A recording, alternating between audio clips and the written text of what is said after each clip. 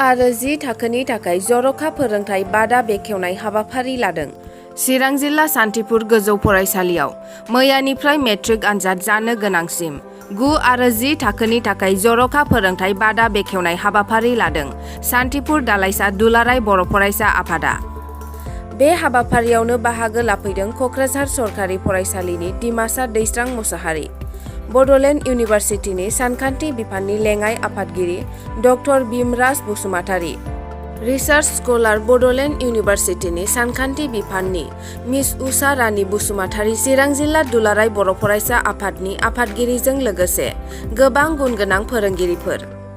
बे फोरोंथायखौ सुनिबार आरो रबिबार सानखालि समावल' फोरोंनाय जागोन। मेट्रिक आनजादसिम बे गुनगोनां सोलोंथाइ फोरोंनायखौ फोरोंबाय थागोन होननानै चिरां जिल्ला दुलाराय बर' फरायसा आफादनि आफादगिरिया रोखा फोरमायदों। सान्थिपुर गोजौ फरायसालि बेवहाय खोब फायग'नि खोथा बुंनांगोन आरो जोङो दुलाराय बर' फरायसा आफाद चिरां जिल्ला हिसाबै जोङो खोब गोजोननाय मोनदों। बड'लेण्ड इउनिभारसिटिनि मेथामेटिक्स डिपार्टमेन्टनि माखासे प्रफेसारफोर, रिसार्च स्कलारफोर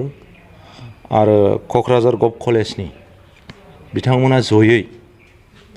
दिनै जोंनि चिरां जिल्लानि दाख्लै थांनाय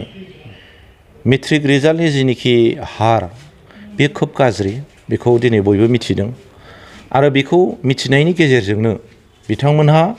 दिनै जोंनि चिरां जिल्लानि जेनिखि रिजाल्ट बेखौ गोजौआव लांनो थाखाय बा जोंनि फरायसाफोरखौ एसे थुलुंगाखांहोनो बा बिथांमोनखौ एसे गोजौ फारसे लांनो थाखाय बिथांमोना दिनै गावसोरनो जोंजों दाखालि रायलायनानै बिथांमोना आवगायबोदों आरो दिनै बिथांमोना सान्थिपुर हाइ स्कुलाव फैनानै बे सान्थिपुर हाइ स्कुलनि क्लास 10नि फरायसाफोरजों दिनै स्टार्ट खालामबाय। बिथांमोना दिनै बुंदों मेथ्स फोरोंगोन, साइन्स फोरोंगोन, बिनि अनगायैबो बिथांमोना फरायसाफ्रा गुबुन आयदाफोरखौ लुगैयोबा बै आयदाफोरखौबो बिथांमोनहा रेडि होननानै बिथांमोना जोंनि सिगाङाव फोरमायदों। जोङो बिथांमोननिसिम रोजा रोजा साबायखर बावदों आरो बिनि अनगायैबो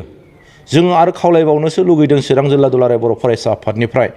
बिथांमोना दिनै बड'लेण्ड इउनिभारसिटिनिफ्राय, क'क्राझार कलेजनिफ्राय बिथांमोना दिनै नैबे सान्थिपुराव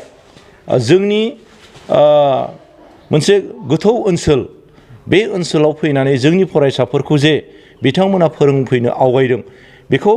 जोङो खोब गोजोननाय मोनदों आरो जोङो आरो बे नोंथांमोननि मिडियानि गेजेरजों आरो आं बेखौनो खावलायनो लुगैदों, दा खालि मानो बड'लेण्ड इउनिभारसिटि बा खालि मानो क'क्राझार गभर्नमेन्ट कलेजनिल', दा आङो जोंनि चिरां जिल्लायाव थानाय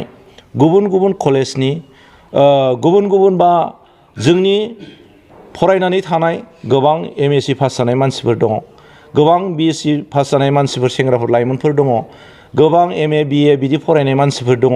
आङो बिथांमोनखौबो आरो दिनैनि थारिखआव खावलायनो लुगैदों जोंनि चिरां जिल्लानि मोजां फिथाइनि थाखाय, मोजां रिजाल्टनि थाखाय बै जोंनि चिरां जिल्लायाव थाखानाय लाइमोनफ्राबो जाहाथे नैबेबायदि हाबाफारियाव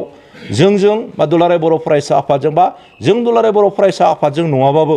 बै फरायसालिफोरजों इन्सटिटिउसननि हेडफोरजों रायलायनानै जाहाथे खालि माने 10निल' खोथा नङा, 9खौबो हागोन, ME स्कुलनिखौबो हागोन, LP स्कुलनिखौबो हागोन, जाय जेराव जाय लेभेलाव हायो बै फरायसाफोरखौबो फोरोंनो सोरबा जोंनि माने इन्टारेस्टेड बा गोसो गुदुं मानसिफ्रा,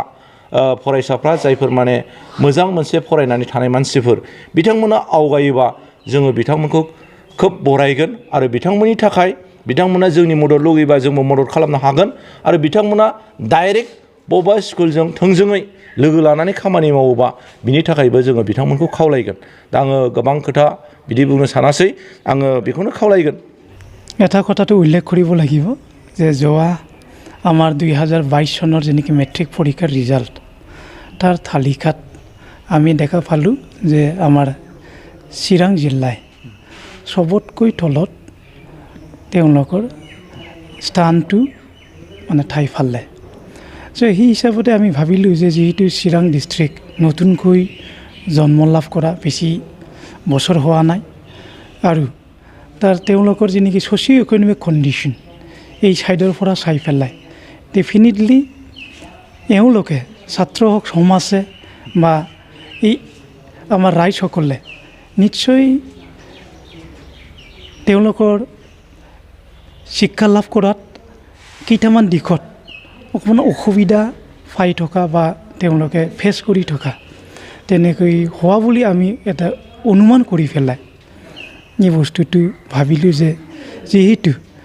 আমাৰ ৰাজ্যৰ যি নেকি তোমাৰ গড় পাছ হোৱাৰ যি নেকি গড় আৰু চিৰাং জিলাৰ যি নেকি পাছ হোৱাৰ তোমাৰ নেকি এই ফিগাৰ সেই দুটাৰ মাজত মানে অকণমান ডিফাৰেঞ্চটো বেছি আছে ষ্টেটৰ এভাৰেজ 56 আমাৰ চিৰাঙৰ হ'ল সেইটো 37 চ' গতিকে সেইটো চাই পেলাই আমি ভাবিলোঁ যে আমি এওঁলোকক কিবা এটা হেল্প কৰিব পাৰোঁ নেকি এই ক্ষেত্ৰত চ' এটা কথা আমাৰ আমি জ্ঞাত যে প্ৰায় স্কুলতে এপইণ্টমেণ্টবিলাক হোৱা নাই মেইনলি আপোনাৰ নেকি যি নেকি ছায়েন্স আৰু মেথামেটিক্স এই দুটা বিষয়ত যদি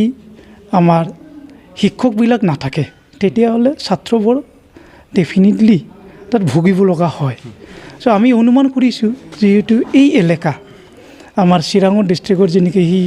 ভূটান বৰ্ডাৰৰ ফালে থাকে যেনেকৈ যিমানবিলাক এৰিয়া আছে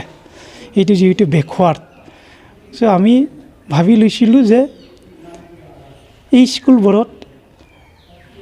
এই নেকি বিজ্ঞান আৰু যি নেকি আমাৰ এই গণিত এই দুটা বিষয়ৰ শিক্ষক এপইণ্টমেণ্ট হোৱাত চাগে তেনেকৈ অকণমান অসুবিধা হৈ আছে বা যেনেকৈ লাগে প্ৰয়োজন তেনেকৈ নাই